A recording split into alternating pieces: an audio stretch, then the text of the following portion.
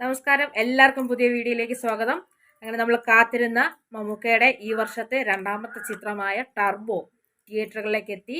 വൻപിച്ച സ്വീകരണം തന്നെയാണ് ടർബോ കാത്തിരിക്കുന്നത്. കാരണം അത്രയ്ക്കും മികച്ച ഒരു ചിത്രമാണ് വൈശാഖ് എന്ന് പറയുന്ന ഡയറക്ടറും എഴുതിയ മിഥുൽ മാനുവൽ തോമസും കൂടി നമുക്ക് തന്നിരിക്കുന്നത്.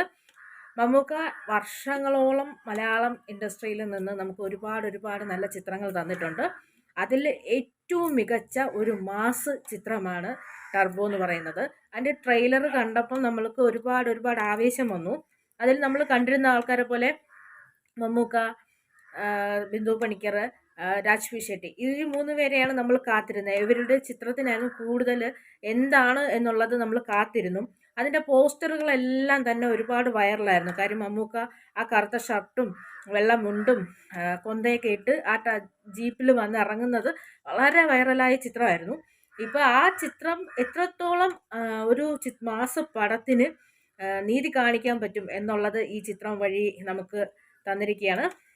എടുത്തു പറയാനുള്ളത് രാജ്വി ഷെട്ടി എന്ന് പറയുന്ന നടൻ്റെ ഒരു അഭിനയ മികവാണ്. ചിത്രം അത്രയ്ക്ക് ആളുകളെ എൻ്റർടൈൻ ചെയ്യിപ്പിക്കുന്ന ചിത്രമാണ്. കാരണം നമ്മളെ അത്രത്തോളം വികാരങ്ങൾ നമ്മളെ മാനസികമായി നമുക്കൊരു സന്തോഷവും തരും. ഇതുവരെ നമ്മൾ ഇത്തരത്തിലൊരു ചിത്രം ഒരിക്കലും എക്സ്പീരിയൻസ് ചെയ്തിട്ടില്ല.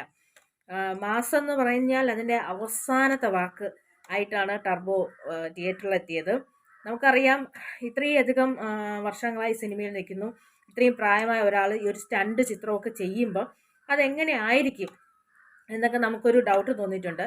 കാര്യം ടർബോയിലെ 2-3 ദിവസം മുമ്പ് കുറച്ച് പേരൊക്കെ ടർബോയുടെ ട്രെയിലറിൻ്റെ താഴെ വന്നിട്ട് ഇയാൾ എന്താണ് കാണിക്കാൻ പോകുന്നത്, ഇയാൾ കാണിച്ചാൽ എത്രത്തോളം ആവും എന്നൊക്കെ പറഞ്ഞിരുന്നു. പക്ഷേ എന്തുകൊണ്ടാണ് ആ ഒരു പ്രോമിസിങ് ടീം ഇതിനോടൊക്കെ ഈ പ്രതികരണങ്ങളോടൊക്കെ സമാധാനം പാലിച്ചതെന്നുള്ളത് ചിത്രത്തിൽ കാണിക്കുന്നുണ്ട്.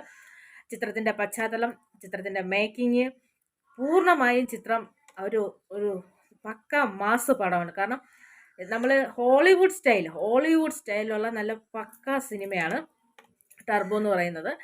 ഒരു നടൻ്റെ എഫേർട്ട് എത്രത്തോളം ഉണ്ട്, എഴുത്തുകാരൻ്റെ എഫേർട്ട് എത്രത്തോളം ഉണ്ട്, ഡയറക്ടറുടെ എഫേർട്ട് എത്രത്തോളം ഉണ്ട്, അതിലെ ഓരോ ക്യാരക്ടറും പക്ക എത്തിയിട്ടുണ്ട്. പക്ക മാസ് പൊളിറ്റിക്കൽ ക്രൈം ത്രില്ലർ എന്ന് തന്നെ പറയാം. അത്രയ്ക്ക് ഗംഭീരമാണ് ടർബോ എന്ന് പറയുന്ന ചിത്രം. അതിൽ ഓരോ വേഷമായാലും ശരിക്കും പറഞ്ഞാൽ തിയേറ്റർ എക്സ്പീരിയൻസ് ചെയ്യാൻ പറ്റിയ ഈ വർഷത്തെ ഏറ്റവും നല്ല ചിത്രമാണ്.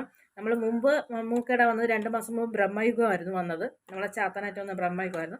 ഇപ്പോൾ ഇതാ രണ്ടാമത് വന്നിരിക്കുന്നതാണ് ടർബോ എന്ന് പറയുന്ന ചിത്രം. മാസ് ചിത്രം എന്ന് പറഞ്ഞെങ്കിലും ഇത്രയും ആരും പ്രതീക്ഷിച്ച് കാണില്ല. ഒരിക്കലും ആർക്കും പ്രതീക്ഷിച്ച് കാണാൻ പറ്റാത്ത അത്രയും സസ്പെൻസുകൾ ഒളിപ്പിച്ച് വെച്ചിട്ടുള്ളതാണ് ഈ ചിത്രം. എല്ലാവർക്കും ചിത്രം തിയേറ്ററിൽ ചെന്ന് കണ്ട് എക്സ്പീരിയൻസ് ചെയ്ത് ചിത്രത്തിനെ മനസ്സിലാക്കി ഫുള്ളൊരു എൻ്റർടൈൻമെൻ്റാണ്. ഫുൾ ഓഫ് എൻ്റർടൈൻമെൻ്റ് ആണ് ആ ചിത്രത്തിൽ മുഴുവൻ കൊടുത്തിരിക്കുന്നത്. അതിൽ വളരെ എന്താ പറയുക, മികച്ച സീനുകൾ, എല്ലാ ഫൈറ്റ് സീൻ എന്നൊക്കെ പറഞ്ഞാൽ അൺഎക്സ്പെക്റ്റഡ് ആയ ഫൈറ്റ് സീൻസ് ആയിരുന്നു. അതിൽ അഭിനയിച്ച എല്ലാവരും, ശരിക്കും പറഞ്ഞാൽ എല്ലാവരും അൺഎക്സ്പെക്റ്റഡ് ഫൈറ്റ് സീൻസ് ആണ്. ഇതുവരെ നമുക്ക് എല്ലാ ചിത്രത്തിലും ഒരു പുതുമ നൽകുക. ഇപ്പം ടർബോ ജോസ് ഈ കാലഘട്ടത്തിൽ ജീവിക്കുന്ന ടർബോ ജോസാണ്. അപ്പോൾ പണ്ടത്തെ കാലത്ത് ജീവിച്ചിരുന്ന ഒരു വ്യക്തിയെ കുറച്ച് മാസാക്കി, അല്ലെങ്കിൽ നല്ലൊരു ഒരു ക്ലാസ് ഈ വേഷമൊക്കെ കെട്ടി കൊണ്ടുവന്ന് പണ്ടിങ്ങനെ ഒരാളുണ്ടായിരുന്നു. അങ്ങനെയല്ല, ഈ ഇപ്പോഴത്തെ പ്രസൻറ്റ് സിറ്റുവേഷനിലുള്ള കാര്യം. പിന്നെ ചേസിങ്ങും കാറുകളും എല്ലാം കൊണ്ട് എനിക്കൊന്ന് നമുക്കവിടെ കാറിനോടുള്ള ഒരു പ്രണയം കൂടി ഈ സിനിമയിൽ കാണിച്ചിട്ടുണ്ട്. ആ ഡ്രൈവിങ്ങിൻ്റെ ക്രൈസും ഹരവും എല്ലാം ഗംഭീര ചിത്രം എന്ന് പറഞ്ഞാൽ ക്ലിയർ ആയിട്ടുള്ളൊരു ഗംഭീര ചിത്രം. രാജ്വി ഷെട്ടി എന്ന് പറയുന്ന ആ നടൻ്റെ, നമുക്കറിയാം മലയാളികൾക്ക് സിനിമ മതി, സിനിമ അഭിനയിക്കുന്ന ഒരു നടനെ മതി. അത് എവിടെ നിന്ന് വന്നാലും മലയാളികൾ സ്വീകരിക്കും, ഏത് വേഷം ചെയ്താലും സ്വീകരിക്കും. അങ്ങനെ മലയാളികൾ നെഞ്ചിലേറ്റിയ നടനാണ് രാജ്വി ഷെട്ടി എന്ന് പറയുന്നത്. അദ്ദേഹത്തിൻ്റെയും ഒരു വരവും നടപ്പും നോട്ടവും ഗംഭീരം. നമ്മുടെ സ്വന്തം മമ്മൂക്കയോടൊപ്പം ഇടിച്ചു നിൽക്കുന്ന തരത്തിലുള്ള അവരുടെ പെർഫോമൻസ്. പിന്നെ എല്ലാ ആർട്ടിസ്റ്റുകളും എങ്ങനെയാണ് അവർ ഇത്രയും ധൈര്യപൂർവ്വം മമ്മൂക്കയുടെ മുമ്പിൽ ചെന്ന് നിന്ന് ഈ ഇത്തരം ചില കാര്യങ്ങളൊക്കെ പറയുമ്പോൾ നമുക്ക് തോന്നും ഇതെങ്ങനെ ഇദ്ദേഹത്തിൻ്റെ മുഖത്ത് നോക്കി നിൽക്കുന്നു, അല്ലെങ്കിൽ ഇദ്ദേഹത്തിൻ്റെ മുമ്പിൽ വന്ന് ഇതെങ്ങനെ ഈ ഫൈറ്റ് കാണിക്കാൻ പറ്റുന്നു എന്ന് വരെ തോന്നും.